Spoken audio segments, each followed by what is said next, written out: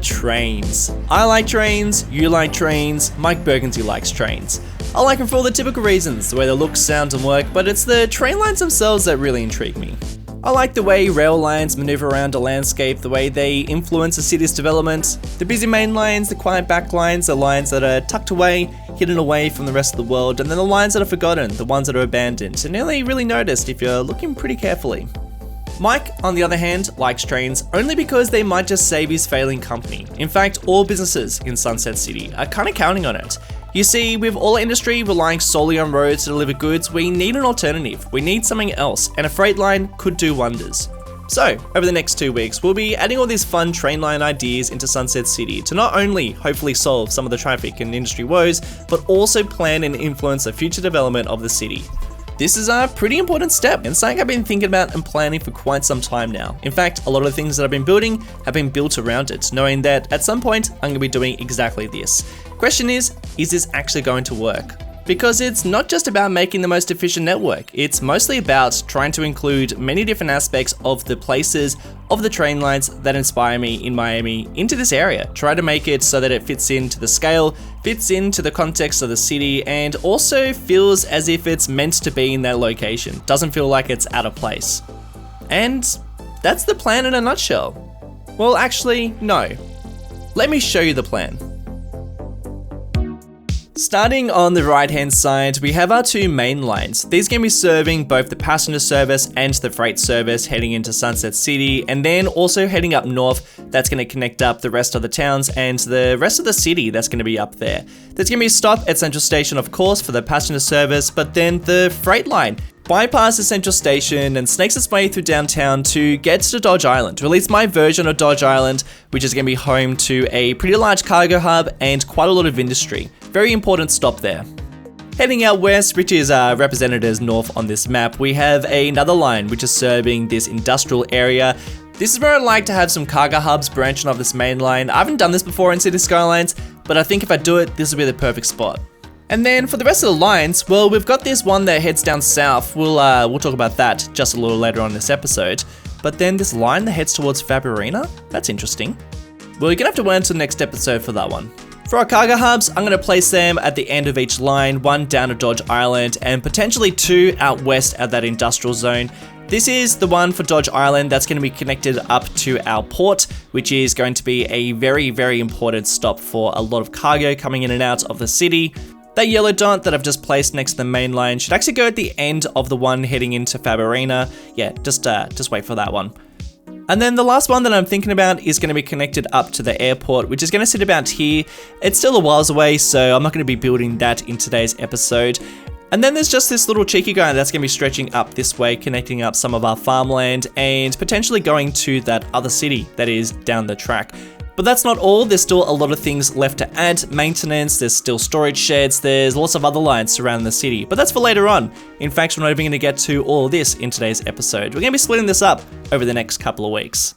So then, where are we going to start? Well, I wanted to start where we last left off when we built the Central Station. We started to work on the bypass line that completely goes past the Central Station, has nothing to do with it, which I think is going to be a really great thing when it comes to controlling traffic in this area. As you can see, we've already got quite a lot of vehicles using this. There is a highway that connects right up to this main road, so only having freight using this line is going to be really useful.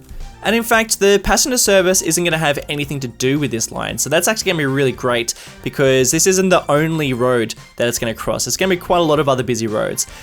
But what you can see me doing right now is I'm going through and changing some of the train tracks around this area because someone actually suggested that I change back to these wooden sleepers rather than the concrete ones because the concrete sleepers weren't introduced until the Brightline service, passenger service, was actually established. So I'm going to be switching to the wooden ones because this is the 80s, so it makes a bit more sense like that. And I'm of course calling them sleepers because I'm Australian. I think they call them ties in America. and I think they just look a lot better too, so I'll most probably switch the ones that head into the actual central station. For these crossings, I was having a really hard time making these look a little bit more realistic, and I was changing some of the colors using the Adaptive Networks tool, which was awesome, but there was still something just not right. And I was realizing that it was the fact that the concrete section of the crossing was just far too wide. So I ended up using the Node Controller mod to make this just a little bit smaller, make this whole network just not stretch the entire length of almost the whole track. Instead, we can actually make it super small, just going over the footpaths and just over the roads. And this is something I didn't actually know you could do.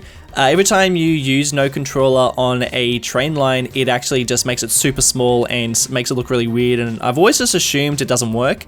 But the reality is, this is actually a great way to make some really realistic looking crossings, and even just using Node Controller on some of these areas where it splits off, it just looks so much nicer. So I'm using Node Controller quite a lot. I'm going to be using it quite a lot in this episode too to make some really smooth transitions, and also just make it so that the networks actually transition from just one line to two lines. And now I feel like it's probably a good time to mention that, and I have mentioned this before, but I know I said I'm a train enthusiast, I love them, but definitely not a train guy. I definitely don't know anything about trains. In fact, I couldn't even tell you the name of a train, a type of train, and I had to actually Google the name of a sleeper because I forgot the name of that wooden thing that sits underneath the train tracks. Well, the train, whatever that metal thing is called, that thing. The rail? I think it's called the rail. So I'm basically saying that just for you to keep that in mind, because I'm definitely going to make some decisions that probably aren't realistic, and just let me know, because I can just make some simple changes here and there. I'm more likely to make decisions based on aesthetics rather than realism, and just so that it interacts with the surroundings in a particular way, and then maybe trying to make it flow well, trying to make it so that it actually connects up to my industry and its surroundings. That will probably be my second priority, and then maybe realism, actually trying to make sure that it's totally accurate. But for the most part, I feel like it's pretty decent. So for instance, that line that snakes off to the right, that's going to be heading west out to that industrial area, and unfortunately it doesn't connect up to the port, which I think is fine because I don't think anyone's going to be dropping off cargo at the port and then chucking it on a train and then driving that short distance up that way. So I think it's probably fine in terms of realism. But then in terms of realism around here, I wanted to really get into some detail work because I do want this line to be super detailed. So I'm going in and adding in some grass and some decals, just some piles of rubbish and some grunge on the floor, just a real back of the industry, back of the commercial type of area, the sort of thing that you kind of walk past and go like, ooh, that's not looked after very well. So lots of rubbish, lots of weeds, lots of decals on the ground, and I was really happy with how this is looking, and I wanted it to actually be very green space between the central station and also this area of industry. As I was placing down this decal, I was getting this really cool effect with the brick wall, and it's because this is a network and the decal is in fact just being put onto the wall. It's something I don't usually like, but because this is a bit of a green space, I thought that this would actually kind of look a little bit like moss being grown up against that wall. So I thought I'd continue that theme and make this whole area into a bit of a swampy wetland, almost if the swamp's kind of reclaiming this space, and it's this real green area with lots of moss and lots of ferns and palms and a couple of bigger trees. I always like places like this in real life when you can see nature reclaiming urban areas. It's like a little bit of a peep into what this place used to look like. But in terms of the rest of the train line, what were we going to build here? For maybe the first time in Sunset City, I'm going to be taking inspiration from a place that I haven't taken inspiration from yet, and that's because in Miami there isn't really a train line that goes right next to the downtown quite like this. However, in Orlando there is. And to be honest, actually just looking at it, it's in a pretty similar location, right next to the highway and the downtown. And just thinking about what the interaction with the rest of this area is going to look like, I can see a lot of parking lots, a lot of open spaces, some old industry. A lot of these areas sitting vacant, because down the track it's going to be developed up into much larger areas and into, you know, places that are definitely changing as as industry gets pushed out and as things change around it. You know, these are areas that were probably less desirable for people to live around, but these days people want to live closer to downtown, and a lot of these areas start getting developed up. However, this is not present day, this is back in the 80s, so I'm going to be adding in a fair amount of industry in this area too, and also leaving quite a lot of vacant spaces because a lot of these areas have been vacant for quite some time. However, I knew that wouldn't fly with this building around here that is just a bit more historical. It's been here for a while, and it's a bit grander, more grand than any other building around. So I felt like I needed to do something kind of nice around here, building some sort of plaza, placing down some of these concrete brushes just so we got a bit of concrete surface. I know that concrete isn't very nice, but I mean, that's probably more realistic to make a bit of a plaza. And then, you know, I want to keep it somewhat basic in terms of detail, so I'm just placing down some of these awesome planters, which are, some are networks and some are just buildings that also provide a little bit of happiness as well. And then just to fence off this area, placing down a bit of a concrete wall. And then on the other side, well, I figured there would be a little bit of development happening too, so I thought this would be a bit of a construction site. Nothing exciting to go here. I reckon this is probably an area that's going to be developed up into another car park. Let's be honest. I feel like this is definitely the perfect candidate for another car park, especially with one on the left-hand side. And honestly, construction sites are some of the easiest things to detail in City Skylines. Just a bunch of dirty decals and placing down some props and these construction worker spawning points, just so we get a little bit of life walking around here. And this area is starting to look a little bit more complete.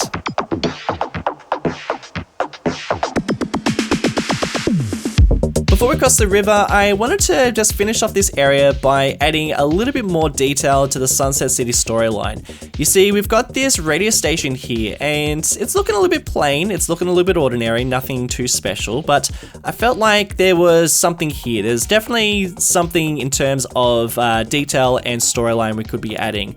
So I decided to extend out this studio so that it continued along the waterfront here, and just adding in a couple of extra offices and buildings and some parking lots as well. I really like the way that it has these little alleyways that also hug the train line here, and I'll be getting into that train line very shortly, adding in a bit more detail there. But for now, just some parking lots, just some bushes, some walls, and, you know, just some things that add just the smallest amounts of detail.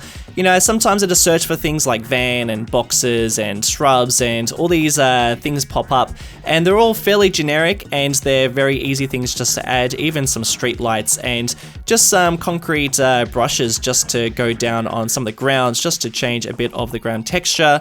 And all these little bits and pieces, I think, just add so much, particularly parking. Unfortunately, parking is one of those things that really just adds a lot of, you know, changes to the ground color, and just even changing the color of the asphalt and the concrete slabs too, I think just makes a huge difference. However, it was looking still a little bit bland. There was nothing really special about it. Yes, the block was a bit more detailed, and there were trees, and it was a little bit more extended, but I feel like the building itself didn't really have any sort of identity. It wasn't something totally unique.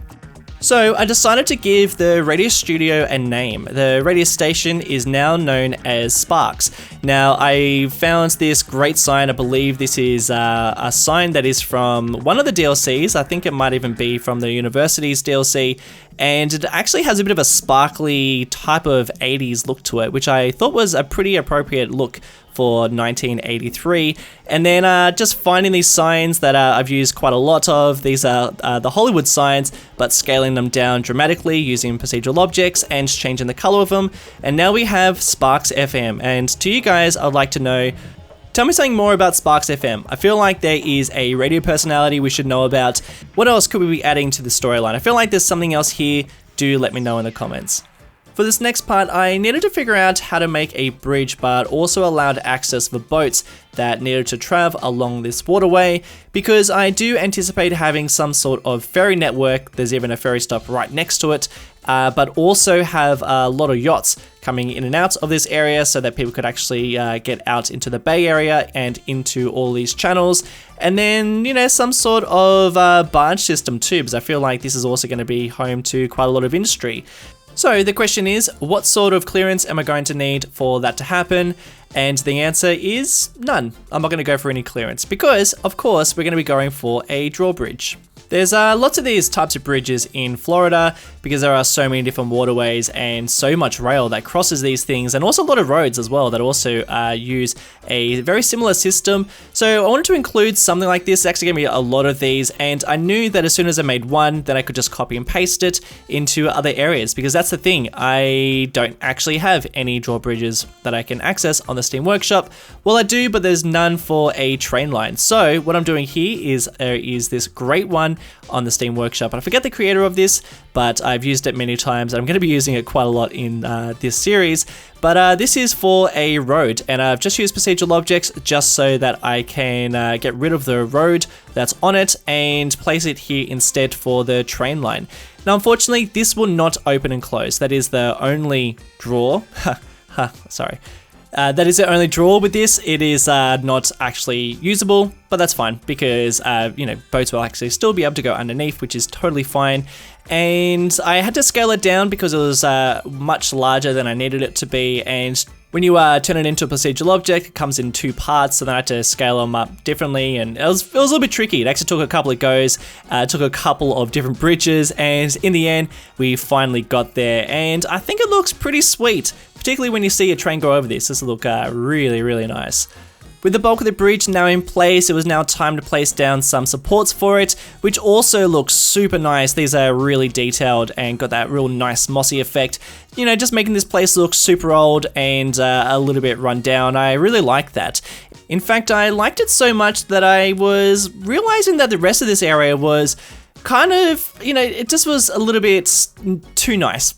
I feel like we could probably change things up a little bit, make it so that, it kind of transitioned from this area that has this really nice walkway and, a couple of restaurants and, it's definitely made for tourists, and then you kind of cross this bridge, or at least go underneath this bridge, and then things change, it's a little bit more industrial and kind of reflecting a little bit more of what this place was like back in the 80s. You don't have, this whole gentrification of these areas back then. It's a little bit more run down and definitely more industry closer to the downtowns. A lot of these places had way more industrial zones super close. That's where the bulk of the industry was, and it was being pushed out pretty much around this time. You're seeing a lot of places become vacant and getting ready for some changes to be made. Plus, I always like it that there are lots of different types of areas within my city, and with a really nice, modern, and definitely commercialized, much more tourist setup area that is on the other side of the bridge.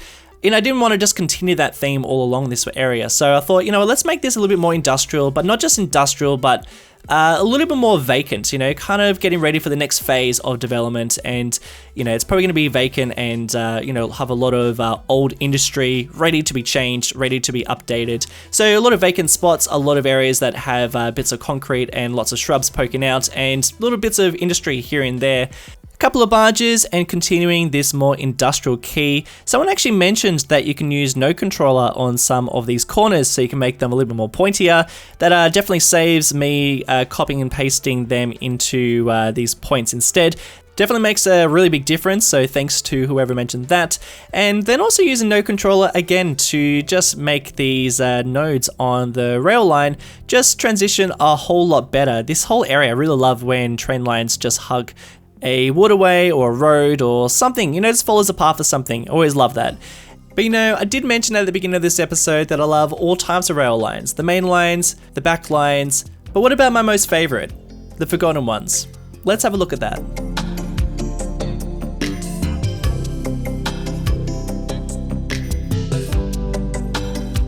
You might be wondering, how on earth do they get a train line down to Santa Julia? Bit of an unexpected place to have it.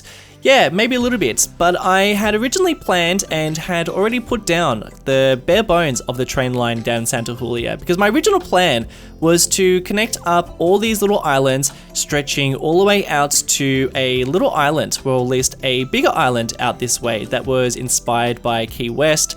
There was originally a passenger service that stretched all the way out to Key West. It was a pretty impressive, amazing looking train line that unfortunately was all destroyed in a hurricane and not rebuilt when they started to rebuild that area.